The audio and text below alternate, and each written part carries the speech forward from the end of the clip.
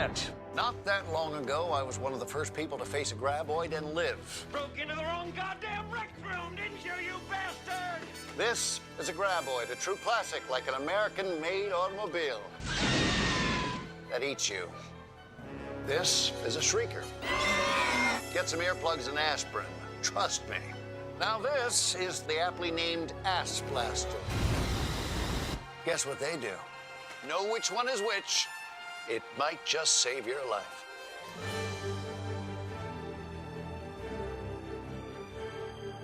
Just the biggest assholes you've ever seen. Like, you didn't know they existed in the wild. If you didn't know any better, you would assume these assholes were genetically engineered in a lab just to plague the nation. They're the Stand made human. It's okay. Coronavirus is going to make about 4 more rounds on Capitol Hill at this rate, so we'll probably lose most of them. None of them are dying. They all get great treatment. And speaking of right-wingers, the Tremors franchise. Tremors, I suppose. God, okay. I am looking at the director's credits, and we've got things like The Scorpion King, Book of Souls, Death Race Beyond Anarchy. This man is the direct-to-video king. Kindergarten Cop 2, a couple of Jarheads. My favorite thing in the world is he wrote Harley Davidson and the Marlboro Man. Yeah. Mike and I have been obsessed with that movie for years. Everyone's got to start somewhere. What a weird career, though. He apparently started as a sound editor on Cyborg and then somehow just moved into producer, like 2 years later. Well, God, I was looking at who wrote these 2 movies, and it's 2 guys who have done literally nothing else, and 1 dude who has written a fuck ton of 90s syndicated genre television. So what a weird pop culture grab bag these things are. Yeah, that's the nice way of saying it. Oh yeah, it's better than the waiting room at the end of eternity. All right. Even though we're not syncing our audio, I'm still going to clap. That makes it official. Just like Knives Out, there's a portrait of Mike frowning upon us until we get it right, and then it'll change around to a slight little grin. A grin and a raised eyebrow. And then you turn around and Mike's not in the portrait anymore. What's going on? We should have burned it when we had the chance, Jamie. We should have burned the portrait of Mike. Anyways, the story so far.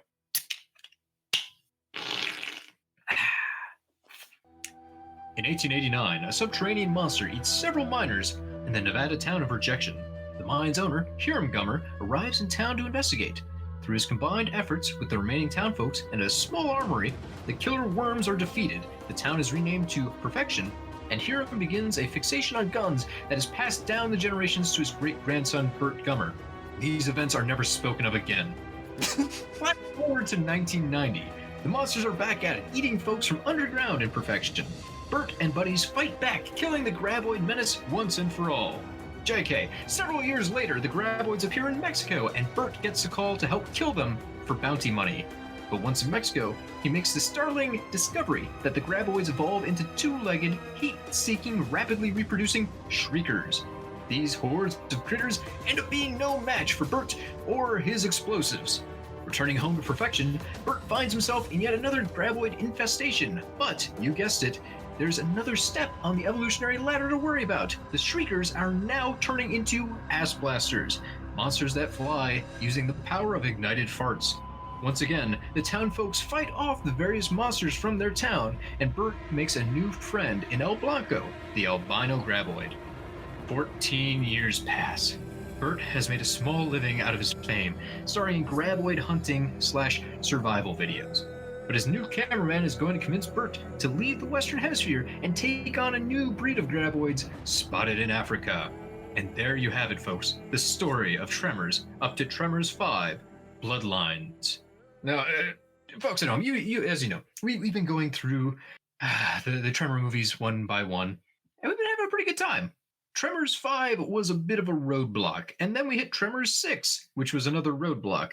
So instead of dragging you through 2 separate episodes on, quite frankly, the 2 least good Tremor films, we're gonna stick these guys together. You're getting a Tremors bonanza. This is Tremors 5 Bloodlines and Tremors, A Cold Day in Hell, mixed into one Franken Tremors review. If you don't like it, just stop us for a couple minutes after like the first 20 minutes and then turn us back on. Just pretend it's a new episode. It's just as good. Anyways, welcome to Box Office Pulp. Jamie, has this been our longest intro? It's got to be the longest intro we've done for the series so far, right? I feel like that intro was very appropriate since one of the hallmarks of these later films are the overly long prologue sequences. I'm glad you didn't say I was meandering. I mean, every Tremors movie has a prolonged opening sequence, but 5 and 6 have what can only be called box office pulp length preambles. Well, if that were true, they would forget there were Tremor movies for a while and they would like turn into surf flicks or something fun. They don't. Anyways, folks, this is Box Office Pulp, your one-stop podcast for movies, madness, moxie, and Tremors. Lots and lots of Tremors. I'm your host, Cody. Joining me as always, my co-host, Jamie. And as we said, this is the lead-up to the newest Tremors film, Tremors Shrieker Island, which is coming out October 20th, I believe? That sounds like a Tuesday, right? Yeah, October 20th. So we're gunning through all the Tremors films in preparation of that film. So we're almost there, folks. Who knows? Maybe the new one will be really, really good. Until then, you have to listen to us complain about 5 and 6. Jamie, before we get into individual gripes, because I feel like this movie personally came to your house and kicked your puppy and threw your pumpkin off its balcony. Could you give us a little bit of a Tremors breakdown on what's new in the world of Tremors biology? Yeah, let's start with something neutral. Something I know you were asking about in one of the previous episodes, Cody. How many Shriekers come to a Graboid? The opening cartoon, which is really the highlight of this fucking movie. The opening Jurassic Park cartoon explaining Graboids to us says that they come 3 to a Graboid, which I guess makes sense given the math of Tremors 2. Yeah.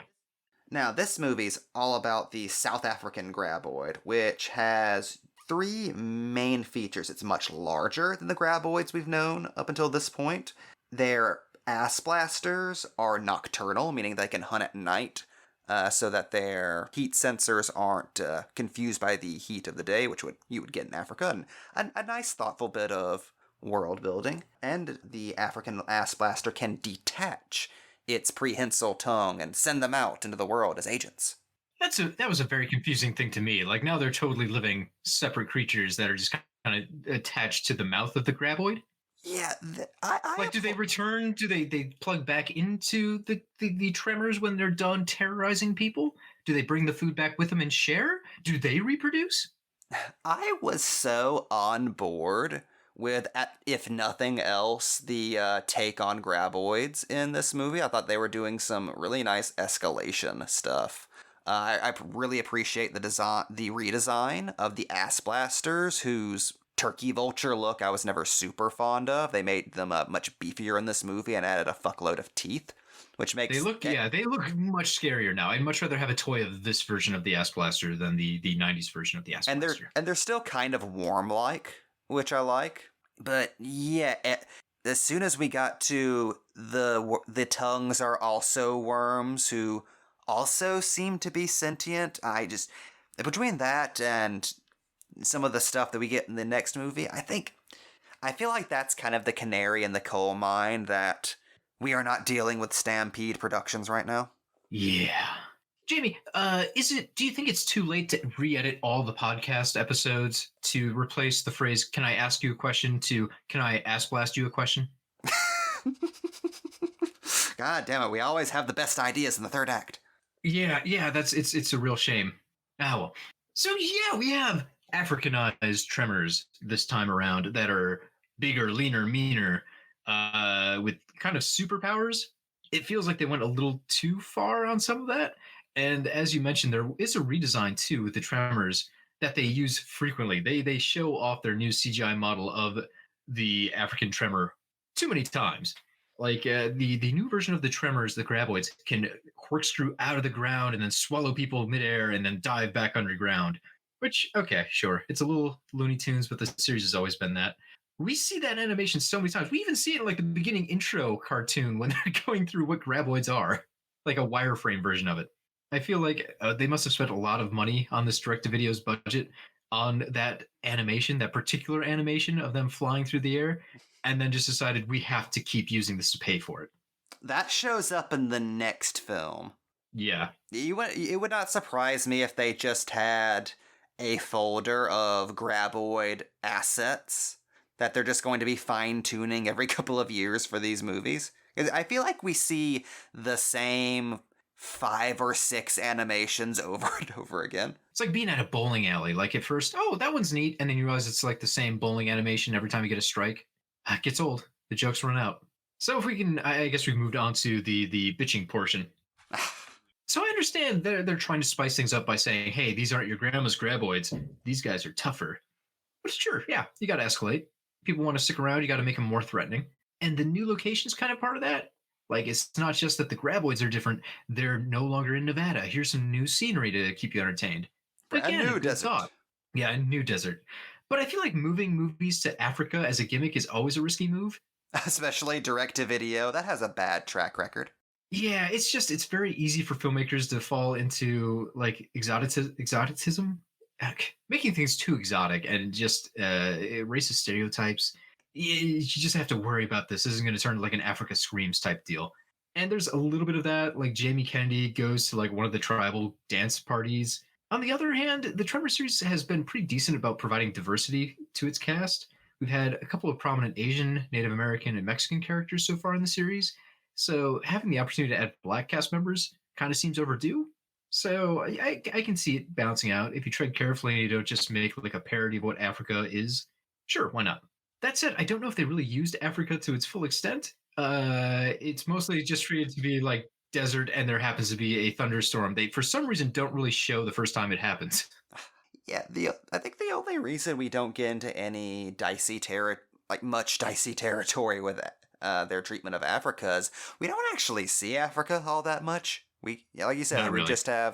We see vehicles and the brush. Yeah, and there's one very small town. There's a couple of characters who do like the everything's bigger in Texas type attitude, but towards Africa, which actually does make sense. Africa is gigantic. People kind of phase out on that. Have you seen those ants? But it's still kind of unusual. I guess they went to all the trouble of introducing a new location and then they don't really lean on it all that much. This gets worse in the next Tremors. So I guess that's just a spiraling problem they're going to deal with. Which is bizarre because they went on location. It's not like they're just trying to make the desert of Nevada look like South Africa. They flew out there, but they didn't use any of it. They had their one little set and they just kind of stuck in the desert around it, I guess. I don't know. Yeah, it's interesting. I mean, kudos to them for actually going to Africa. But yeah, I guess it's there. It doesn't really speak like it's a location in the same sense as we all remember Perfection Nevada. All these years. Nevada. All these years after we went there. In my mind, it's like when they go to Mexico in 2. Like, I guess they're Mexico, but it really just looks a lot like Perfection. Also, another kind of weird thing here. This is our first entry with like a for real human villain, right? I believe so. Yeah, that was very odd because that's been one thing the franchise has never really delved into, and it felt very out of place here. We've had dicks in the Tremors series before, no doubt. I mean, think of Melvin trying to buy out the town. He's not really a villain. He just kind of shows up more for a cameo experience and then to get dunked on by different characters. We have the government agents who want to protect the graboids. Again, they're just kind of made out to be doofuses instead of like actual bad dudes. They're kind of antagonistic, but you also have to think, okay, their deal is environmental protection. So they kind of have a point. Like if this were any other creature, if these were elephants that Bert was killing, we'd be like, hey man, that's kind of fucked up. Maybe stop killing all the elephants. So yeah, to have a guy who comes in, he pretends to be a hero, or not a hero, but just at least not a bad guy for the start of the movie, but his character's so shallow and transparent, the heel turn isn't a surprise. And it's just a very weird way to take the franchise, where all of a sudden we have to worry now about the humans are worse than the graboids. Well, it's very odd seeing them choose this point to introduce a human villain and do virtually nothing with them. I mean, there's so many different ways you could go with a human villain in the Tremors universe, and what they went with was a guy. Just a guy. His henchman gets taken out as a punchline halfway through the movie. Bert accidentally kills the henchman. Bert! We'll talk about the characterization of Bert in a minute. But I guess at this point we should probably talk about like the basic plot of this movie. Sure, if we want to backtrack. So in Tremors 5, Bloodlines, we kind of jump forward. I think it's something like 10 years, probably more than that. So all that time has passed, and it's kind of sad because we come back to Bert, who is doing survivalist videos, but you get the sense that they're not all that popular or good, and you just see Bert rolling around in perfection, like eating snakes, just cooking and eating snakes. Yeah, I don't know if the people directing this have ever like seen a survivalist show before. It's kind of just lots of shots of Bert squatting. A lot of that. Yeah, he does make a clay oven, so yeah, hand it to him for that.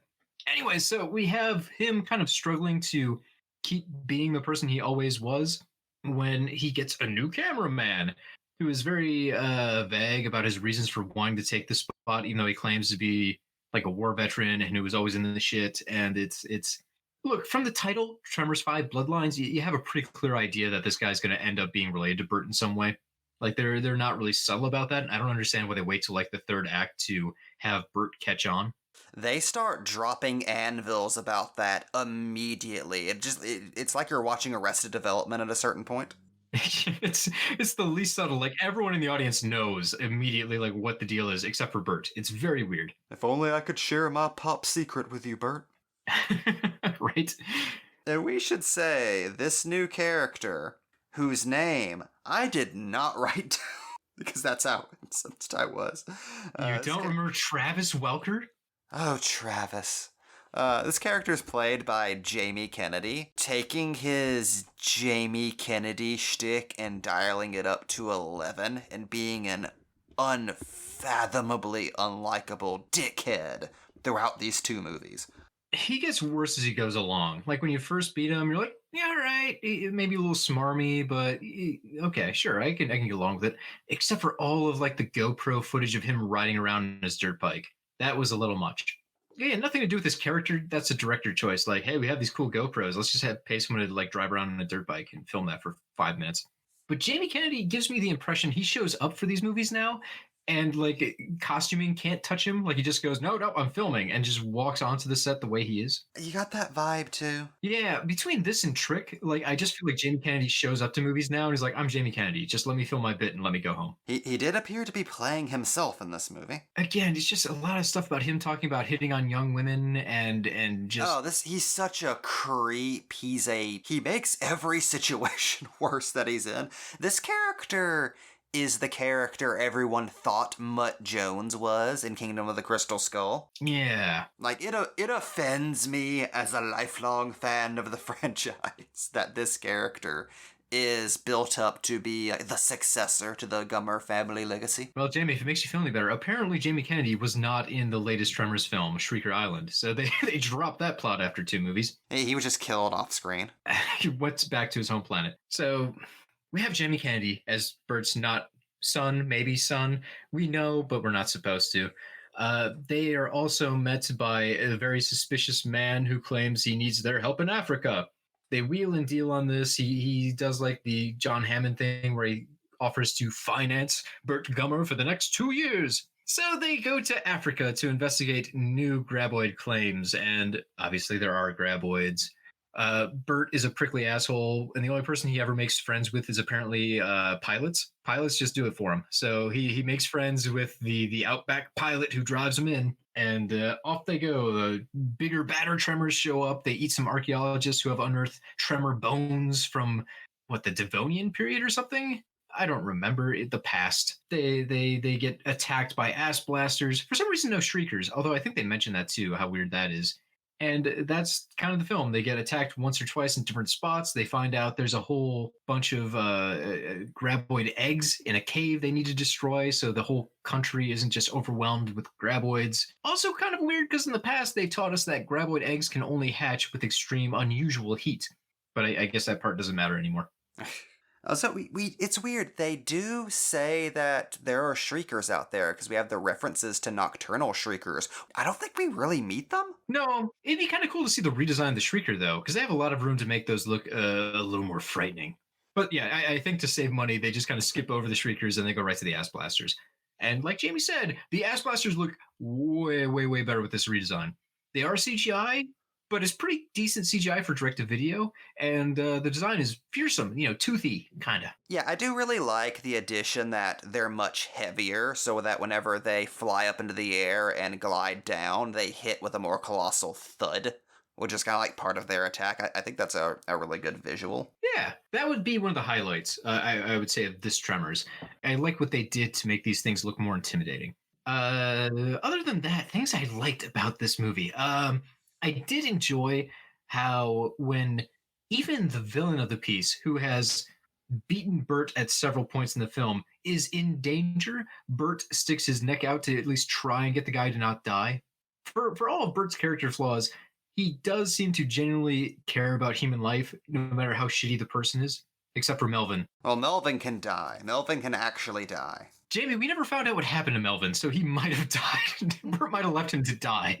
We never get a callback. We never get another cameo from Melvin to this point. So, for all we know, Bert drove off and El Blanco ate Melvin like the second he stepped off that rock. That's what happened on Tremors, the series. So, anyways, yeah, that's your new Tremors. They go to Africa. Bert is incredulous that there are tremors outside the United States. It turns out these tremors are worse than the tremors in the United States, although honestly, the tremors outside of one have never been scary, at least to me. I don't know. So this one also never really scared me. It's kind of more of an action deal where you have tremors leaping out of the dirt. You have people shooting bows through graboid tentacles that have separated from their bodies and are squirting towards people. It's never really shocking or scary, but it is action with monsters. It weirdly, in structure, feels mostly like Blade Trinity. Now that you mention it. It's Bert and his annoying sidekick assembling this team of people who don't want to deal with Bert, and one by one they go down. Although, yeah, some of them have grudging respect for Bert. Like the main henchman who is accidentally killed by the flaming corpse of an ass blaster. Was it Johann Dreyer, I believe? He's like the one guy who's like, oh, you're like Rambo. It's weird because you have the clearly evil, badass characters respecting Bert, but the movie itself views Bert as kind of a dick. Yeah, I kind of hate Bert in this movie. I feel like the director and writers, I think there's a lot about the franchise they really don't quite get. And in addition to... We should mention, too, so this is the first Tremors film that does not have involvement from the previous Tremors producers or directors. Like, there's no more S.S. Wilson. This one is directed by Don Michael Paul. Its screenplay is by a trio of William Truesmith, M.A. Deuce, John Welpley. And apparently the deal was, this was an idea that the original Tremors team came up with, and when they were working with Universal, Universal would not relinquish complete control over the project. So they walked, and Universal said, that's fine. We wanted to have control over how this worked anyways. We'll just do it ourselves. So they took that idea from the original team and then expanded upon it and filmed it themselves, which probably explains why this seems like it could fit into the Tremors timeline, but also goes in some very non-Tremors directions. Well, the first and foremost, like, even beyond the characterizations, like, at no point does this ever feel like a Siege film. For the first time in the franchise, like, it's pretty much a run-and-gun action movie with graboids that are not particularly bright or strategic, so in the end they just kind of use brute strength to bring them down, which I think is a central violation of one of the tenets of the films that Stampede made, which is the graboids always must be outsmarted. They're never brought down by firepower and brute force. That's the fun part of, the Tremors series. The graboids, for being worms, are surprisingly smart. They'll figure out what you're doing, they know where you are, and the heroes have to put brain power into effect to defeat them. That's cool. It's really nice to see characters have to use their own character's skills to win, rather than, well, I can punch the hardest, therefore I win. I'm very tired of that storytelling. It only is really effective to me in moments where I need like a power fantasy.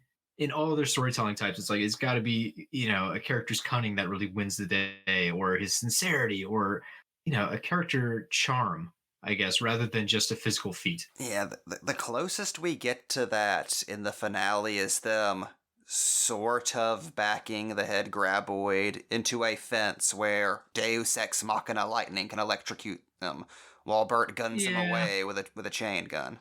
They did kind of hint at, well, not kind of, they definitely hinted. There's the foreshadowing with the girl playing with the battery in the dirt to draw the earthworms up.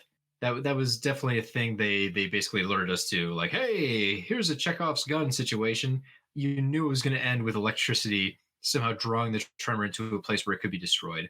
So, kind of, I mean, it's clunky. It works. It's clunky, but it works. And going to Bert himself, like, this movie's portrayal of Bert is just as this deeply unpleasant, creepy old man who's kind of pathetic through most of the film, but is also shown as being his best self and worthy of respect whenever he's being his most dickish. Oh, yeah. I don't feel like this movie gets the tone of Bert Gummer very well, as weird as that is to say, because there is a very particular bumbling, affable adventure hero quality to Bert Gummer that he has present in the other films, and there's just a dearth of charm here. He's kind of just a dangerous, crazy redneck. In the previous films, Burt Gummer might be the most qualified to fight the Tremors, but he is very clearly flawed and doesn't always have perfect foresight.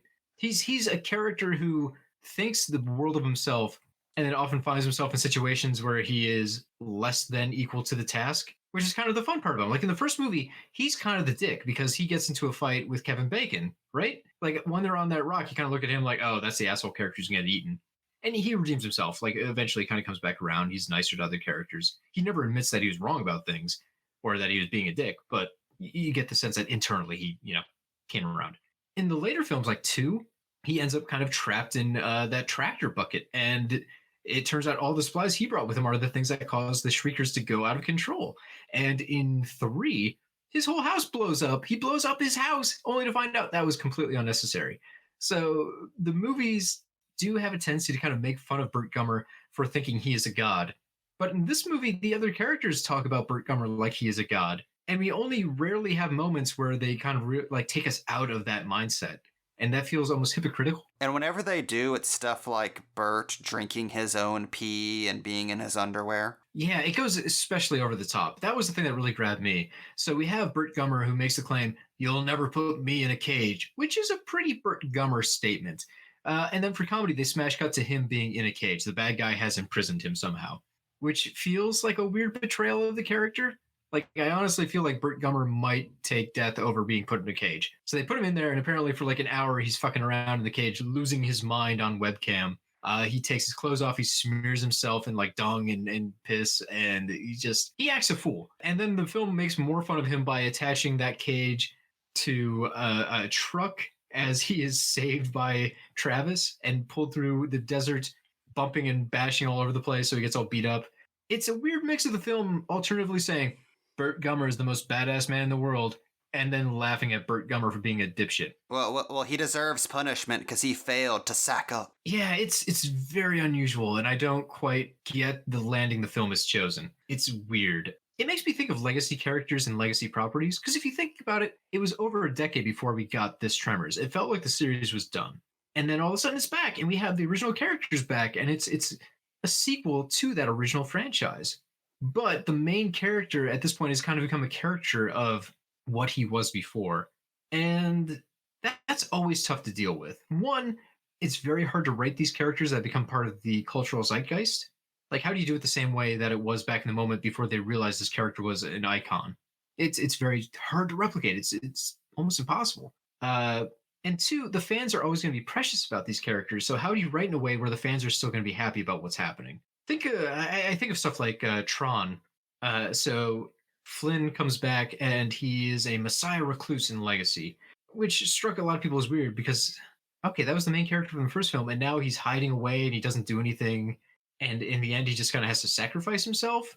I think people were bummed about that. I don't have a lot of problems with Tron Legacy, so I didn't mind that so much. But I know a lot of fans were upset about the usage of Flynn.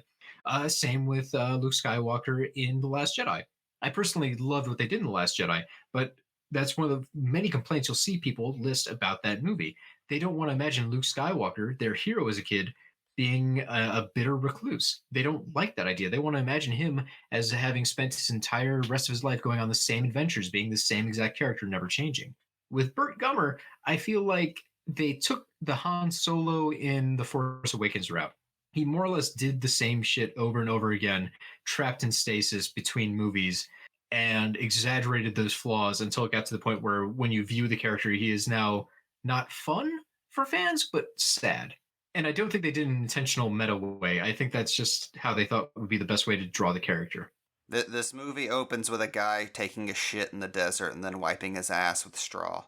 That's my follow-up to that. Yeah, there's a lot of farting in this film where I don't know if we've heard fart sound effects previously in Tremors. Okay. Tremors has never been like the most mature franchise, but this feels extra juvenile. Okay, did this weird you out too? There is so much bodily function in this movie. Every other scene is, I believe, Jamie Kennedy's introduced peeing. There's like somebody peeing every few minutes. I don't know what's going on. It's like this movie was made in hell. I will say, one thing that bothered me is the helicopter pilot I mentioned earlier comes back to save Bert and then is eaten by a graboid. And then he pops out of the graboid and saves Bert again because it turns out he's just too badass to be eaten by a graboid. And that's the reason why I have trust issues. This is why I watch Reign of Fire and just expect Matthew McConaughey to re-enter the film after being eaten by a dragon and being very disappointed when he doesn't. Because movies like this have trained me to think just because you're eaten by a monster doesn't mean you're dead. Cody, not everyone is Ron Perlman at the end of Pacific Rim. Although I'm still, it shouldn't bother me. This is really dumb. Like I'm too into the movie complaint. In earlier in the film, they mentioned that Keiju blood is poison to people, and exposure to it is deadly. And Ron Perlman's been swimming in it. He fucking cut his way out of it. I'm just very concerned that his character has like Keiju poison. That's why he wasn't in Pacific Rim 2. Oh, he died immediately. No, like he died slowly and sadly in a Keiju hospital of like Keiju cancer. Kaiju. I want to see Kaiju Hospital so badly. Tonight on Kaiju Hospital, we have to give a radiation treatment to Godzilla. His lymph nodes are inflamed. How depressing would that be? They show us Ron Perlman escaping by sheer force from a Kaiju just to die of cancer like 2 months later in a Kaiju hospital. I'm not talking right tonight. Man, that's my problem with Pacific Rim. I just feel like they need to tell me there's like an anti-Kaiju shot they give Ron Perlman so he's okay. I want Ron Perlman to be okay in that film. We all do, Cody. We always want Ron Perlman to be okay. That's true. I know I'm thinking too deeply about this. That's not it was not Guillermo del Toro's intention for me to be like, I'm very sad about Ron Perlman's predicament after cutting his way out of that kaiju baby. But it is. That's where my mind goes when I watch that end credit scene. It almost would have been better if he just died there, because then I have closure and I know he didn't suffer that much. We were talking about Tremors, though. Oh, yeah. This ties in, goddammit, Jamie. This ties in because in the next movie, which, are we done talking about this Tremors? Do you have anything? Yes. I never want to talk about Tremors 5: Bloodlines ever again in my life. Good. We have a segue into Tremors: A Cold Day in Hell. Burt Gummer gets goddamn graboid cancer from being in the belly of the beast. I didn't plan the segue, but thank you, Jamie, for making it happen.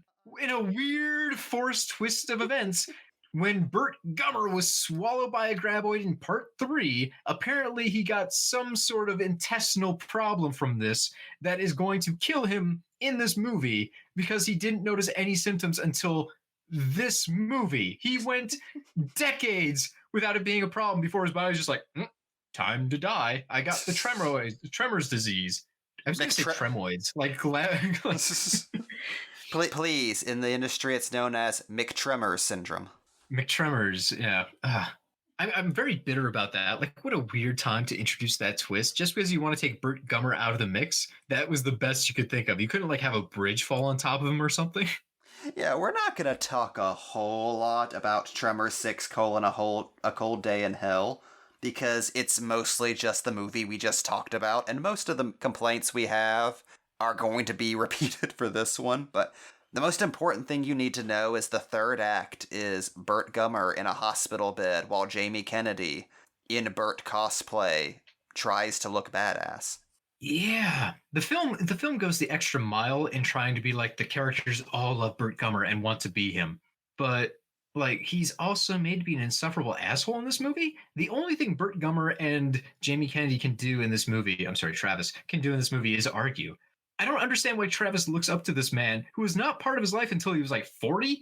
No, Jamie, they write this character like he's 20 or something. Jamie Kennedy he's not the son of the mask anymore. I'm sorry. Yeah, and it's just weird because Burt Gummer is an asshole to his kid, and for some reason, it's like watching an abusive relationship because Travis just soaks it up, and he's like, "No, that's my dad. I love him," without saying that. Like he sticks by his dad. He wants to be with his dad. He respects and loves his dad, and picks up his dad's mannerisms, which again is weird because he had literally like 4 decades of not being near this dude, and I don't understand why they wrote it this way.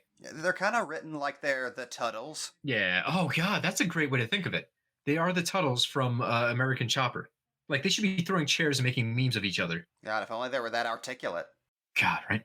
This is the movie, right? That ends with Burt Gummer. Somehow we've gone this entire this goddamn like 40-minute episode without mentioning Michael Gross, the actual actor. Poor, unutilized Michael Gross. That's the thing. I love that Michael Gross has his own film franchise. Like, good for that dude. And I'm really, really glad he still has Tremors because he's a wonderful actor. I don't think they've given him the material he deserves.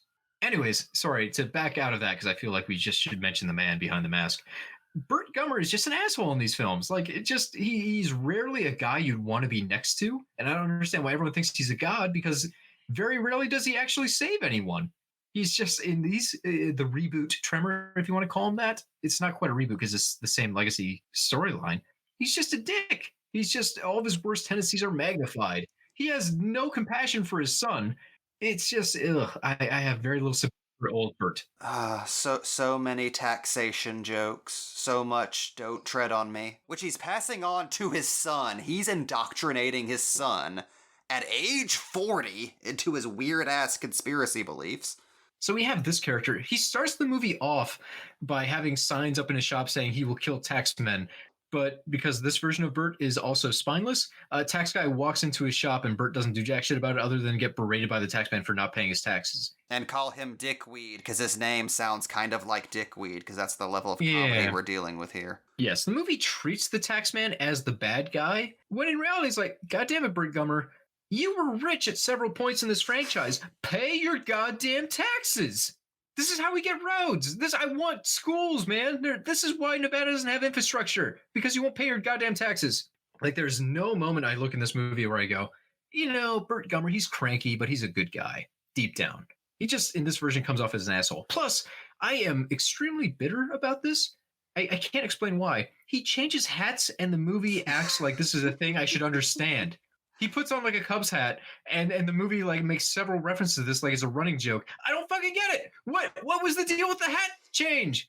What am I supposed to get out of this? It wasn't funny the first time. Is Michael Gross just like a huge Cubs fan? Like he's a Cubby? I don't know. What the fuck movie? This is just an in-joke you have to explain to me. What the fuck?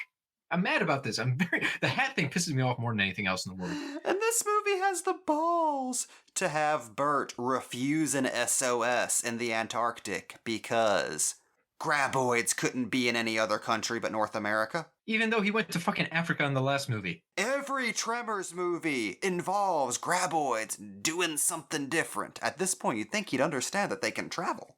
And evolve and be different, but no. Also, it's hilarious. This movie is set in the Antarctic, and it's called A Cold Day in Hell. They filmed it in South Africa because apparently it was too cold where they wanted to film it. They were going to actually film the Arctic Circle, but they had a blizzard, and they're like, it's too hard. Let's just make it look kind of Antarctic in Africa. So most of it looks like they explained it with a joke that global warming is just destroying the Antarctic, which is true, and therefore there's no snow. They're on pebble rocks, and it's like, why the fuck did you even use this premise if that's not what you're going to do? I love how they couldn't even bother to go somewhere cold with actual snow on the ground. It looks like when they filmed this, it was 200 degrees outside, so everyone wore like a sweater and then stripped it off immediately when the camera wasn't on them. It's like the least authentic cold environment shooting I've ever seen in my life. I mean, in the first scene, which is just a Earth 2 remake of the opening scene from the last movie, That's literally just on the desert with film effects used to make it appear as if the ground is white. Yeah, that's literally what they did. They just filmed desert, and they're like, we can fix this in post. That is like God damn it, Jamie! I live in Wisconsin. I know what snow looks like. Don't try and trick me. that's a couple of notches above the cop in Sleepaway Camp having the shoe polish mustache. Like, if you're gonna break the lore of Tremors and say that, oh, they can be in cold places now, why not fully embrace that? This one cheats a little bit. There's like a hot spring. The Tremors are in the hot spring areas. It's like, motherfucker, they're in the permafrost. I don't care if it's gotten a little warmer because of global warming. This still doesn't make a lot of sense lore-wise, and you're sticking with lore. And do they stick with lore? Because this is the movie that introduces the daughter of Val McKee. Yeah, Val Jr., who's pretty much one of the only bright spots of this movie. I like that actress. She's very cute and bubbly. I like how the character is a super positive fangirl that just wants to go on a graboid adventure with Uncle Bert. Jamie Lee Money is the actress's name, by the way. Ah. Which sounds fake, but I've never met anyone whose last name is Money. I have to hope you're born rich if your last name's Money. It is very odd that every time she brings up her parents, she talks to them as if they're transients she has a very poor relationship with. Well, she doesn't mention much about Rhonda. It's mostly Valentine is an asshole. Like, she just doesn't. She makes Val Kilmer's character. Val Kilmer. What am I doing, Jamie? What am I doing? Kevin. Trying to imagine a better movie. I guess. She makes Kevin Bacon's character, who we only saw in the first film, just sound like he's a real dick and that his marriage probably failed and he was out being famous or something. It seems like a very harsh meta dig at Kevin Bacon not being in the rest of the film series, which is kind of rich coming from, the third-party people that assumed this franchise after the Universal group drove them off. Those are balls for a IP grab. Yeah, and her character's just there. She's an ultra fan. She of graboids in general. She knows everything about them, but she doesn't really have much to do, and she doesn't seem like the character that's going to continue on the film series. She has graboid skin boots her mother made for her that are indestructible, and that doesn't really matter. Also, the indestructible thing should be debatable. We saw in Tremors 4 a man stuck a saw into the ground and the tremor split itself in half. Anyways, it just feels because they've stuck with continuity throughout this entire franchise, having all these weird callbacks. Like in the start of the film, Bert is the proprietor of Chang's Market. Like, he just owns that now. He's the manager.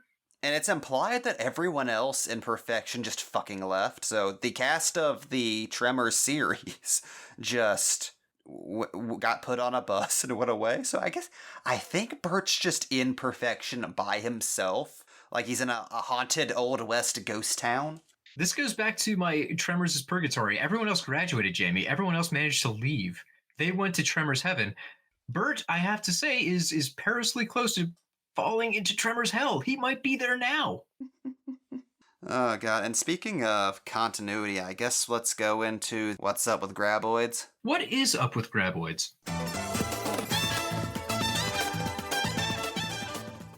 In this movie, we learn the graboids originated in the Antarctic before they tunneled into South America and Africa, where they evolved to be desert creatures. Who fucking cares? Well, okay, so in this movie, what do we see? We see an ass blaster that hits an airplane, like a bush plane, and we see graboids. That's it, right? It's just the two forms? Just the two. Oh, by the way, I don't know if this is stuck in your craw like it did with mine, but whenever they fly into the research station, they're just attacked by ass blasters soaring around like pterodactyls. That no one else can see. Hundreds of feet into the air, too. Ass blasters cannot fly up to the top of mountains. They did mention ass blasters are gliders. But they just kind of flap their wings and fly around like dragons. Also, in this one, did you think it was weird that Mac, the pilot who flies them in, doesn't fucking see the ass blaster? She just runs in and is like, oh, I don't know what that was. I guess bird strike. It feels like they weren't sure what that scene was going to be because they weren't sure what they could afford for the effect. So people are just reacting to nothing in particular. Yeah. So we'll shoot this both ways. Also, I will say, I do like Mac, the Earth 2 version of the previous film's wacky pilot. It's the exact goddamn thing. Bert always makes friends with pilots because apparently they're the salt of the earth fun guys. That's it. That's what these movies want to aspire to now. I bet in Shrieker Island, they probably have to go to the island, and the pilot's gonna be some wacky friendly dude that only Bert appreciates, who saves their ass in the end. And because of McTremor syndrome, Bert has graboid visions throughout this entire Just movie. to Tremors 3. I was so disappointed because at first I thought he was gonna have a psychic bond with one of the graboids, which that would have redeemed this for me. It became Shocker, but with Tremors. They should have gone all out. I mean, if they're already presenting like DARPA conspiracy theories, go all the way. The Tremors were engineered in a lab based off of fossils, and Bert is psychically connected to a graboid. Go crazy with it, man. Go nuts. It's fine. I'm fuck, man. I just pre-ordered a movie called Tremors Shrieker Island after not enjoying the last two Tremor movies. You can do what you want with the franchise. Go ahead, do something nuts. I would prefer it, to be honest. Yeah, eventually Bert's cured by Jamie Kennedy managing to capture a live graboid, which is treated like it's the most impossible task in the world, despite the fact that they've captured several of them over this film series, including the pet I assume Bert still has. I didn't understand why Bert was like, it's impossible, you can never do it. It's like, well, one, if they don't, you're going to die. Two, you've seen it done before. This was a part of the previous films in canon. There's a lot of stuff to not quite get. Also, the fact that they mentioned, it has to be a living graboid. We can't just grab like the gland sac from a dead one. It has to be alive. Just to add like that really obvious plot armor going on. Like, we need this plot to be scarier. They can't just blow up a graboid like they've done 1,000 times. They have to do something new. I don't know. It's so contrived. It's incredibly contrived. I'm mad talking about Tremors: A Cold Day in Hell. And Jamie, are you ready to end it? Because I have like one last thing I want to change to. We've told you the entire plot of the movie. That's Bert is cured. He and Jamie Kennedy end the film comparing their penises to various types of guns.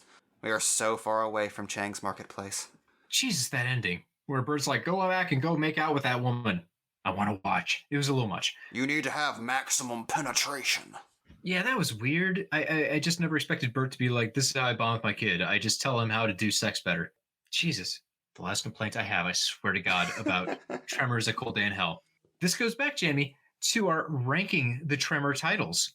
Now, I told you before, I really appreciate that the earlier Tremor films used the numbers. Tremors 2, Tremors 3, Tremors 4, Tremors even 5, Bloodlines, all used numbers before the colon. Tremors: A Cold Day in Hell does not. They stopped. They're not using Tremors 6: A Cold Day in Hell. They got scared. Shrieker Island does the same bullshit, and this is bullshit, people. This out of continuity. That's what I say. Garbage. Throw it out. The defense rests. And then it's A Cold Day in Hell. Jamie, you mentioned previously that's a line that's used in Tremors lore. There'll be a cold day in hell, right? So for this film to not go back and mention that again, and to have a cold environment that doesn't even look like it's cold, and purposely made to look like it's rocky, what the fuck? What a bad subtitle. Bottom of the list. It goes down to the bottom. Worst Tremors title. See, I'm conflicted because I think it's a little bit of both. I think it is a frustrating title for the reasons you stated, but at the same time, divorced from the movie it's a part of, I cannot think of a more gloriously schlocky title than Tremors: A Cold Day in Hell. It sounds like an IDW graphic novel. That's a fair point. For that, I'm gonna take on some hate on the internet for this, all over my MySpace, but I'm gonna put Tremors: A Cold Day in Hell as my favorite title. Favorite? Oh, fuck you. Wow. Okay, I will. Yeah. All right, Jesus. All right, you can do what you want. I mean, that's a pretty harmless opinion. It's dumb, but go ahead. Man, wow. Okay. Sorry, I need a minute to wrap my brain around that because this is my least favorite. This is the bottom of the pile, straight to jail territory. And I would put like Tremors 5 Bloodlines second to last, also as long as we're rating, because Bloodlines is annoying because it gives the secret away the second you see it. Like you see Jamie Kennedy and Michael Gross on the cover together, you know, like, oh, that's his kid. Like before the character even comes in, they make it very obvious. You just know Bloodlines. There's no other reason to call it that other than to let you know that these characters are related. So, God, that's annoying. But it still ranks above this one because they put the 5 in there. And that is a principle I will die by. That's my hill. I'm gonna put Bloodlines at the absolute bottom of the list. Yeah, mostly because it's just generic and they don't even try to play with the naming schemes of the other films. Like it's not like a play on words. It's not epic like The Legend Begins. It's just Tremors Armageddon. Yeah. I mean, it just sounds so direct to video, doesn't it? Very much so. Yeah. This would be like, oh man, we want to make a new Scorpion King movie, but we can't get The Rock. So this is the Scorpion King's like third cousin. It's Bloodlines. He knows The Rock. That's why he's the main character. Well, anyways, after all of that, I can only assume that Tremors Shrieker Island is just going to be a return to form, and this is going to jump right back up to, let's say, Tremors 4, The Legend Begins territory. I don't want to be too optimistic, I can't say this will be the new Tremors, but I also don't want to assume this is going to be as bad as A Cold Day in Hell. I'm gonna give the Gummer some slack. He survives so much more. He can go through 2 bad movies, right? It is confirmed in this film you can't kill the Gummer. That is canon. It is stated by a character. It's impossible. They really tried. Even the plot couldn't do it. Also, I know how unnecessary this is at this point, but ranking the movies, these are at the very bottom, right? Oh, for sure. Definitely Tremors 5 Bloodlines, followed by Tremors A Cold Day in Hell for the bottom of the pile. I would put Bloodlines at the very bottom. Like, there's nothing to really say about Cold Day in Hell, but it's at the very least not obnoxious and abrasive in the way that Bloodlines is, because Bloodlines is a goddamn Mountain Dew commercial, and at the very least I don't see anyone relieve themselves in the snow. Jamie, that's how Mad Max started. Are you saying Mad Max is bad? That was relieving yourself in the desert. Oh, different story. Okay. I don't know if I actually follow. Anyways, folks, we'll be back with at least one more Tremors episode because we have to talk about Tremors Shrieker Island. I can't stop saying that title. I don't even enjoy it that much, but my mind's like, no, you gotta say it. So come on back for one more round of Tremors with us. At least, who knows? Maybe we'll go into the franchise. The deep lore, the TV season that lasted a year. Maybe the pilot with Kevin Bacon, if we can ever track that out. Also, if anyone has a link for that, hypothetically, if they sent it to our Twitter page at Box Office Pulp, we would not report you to the FBI. We would pretend the link didn't just show up in our inbox and watch it illegally and then talk about it. So if any of you guys have that link, I really, really, really, really, really want to see that pilot. We have Bitcoin. Do we? Are we lying? We lie on the air a lot, but I feel bad about it later. We have Bitcoin, Cody. Yeah, so if you have that, just send it our way. More Tremors to follow. Thank you so much for listening to us complain about the Graboid series. We really did love the first 4. If you're on the fence about going back and rewatching any of the Tremors, you can't go wrong with the first 4. I would say you'd have a very good time. Stampede Productions does good work. It's good shit. Thank you so much for listening. This has been Box Office Pulp. You can find more of us on boxofficepulp.com. We have a whole series of non-Tremors commentaries, episodes, discussions, you name it.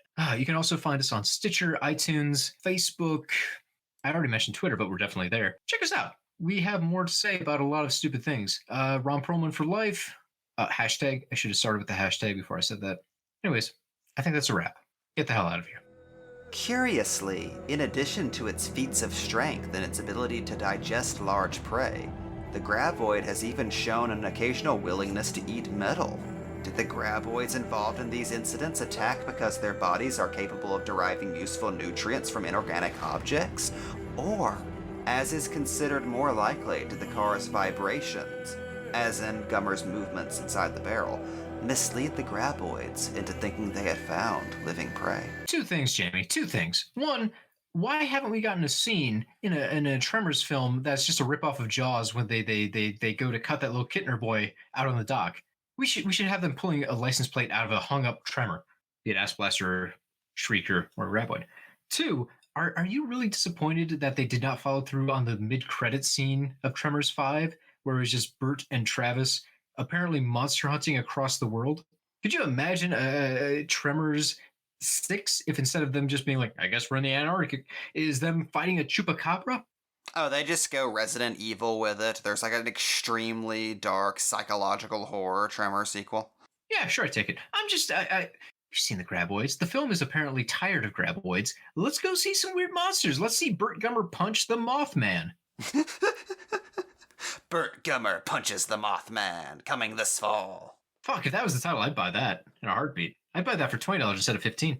All I know is, after these past two movies, if we're going to tackle Tremors, Shrieker Island, we're going to need some reinforcements. Yeah? Hey, Mike, it's Jamie. How you doing? Jamie. Oh, podcast Jamie. Right. What's up? Look, I know you're trying to lay low for right now, but we have a bit of a situation. What kind of a situation? A graboid situation. Mike sits up in chair dramatically.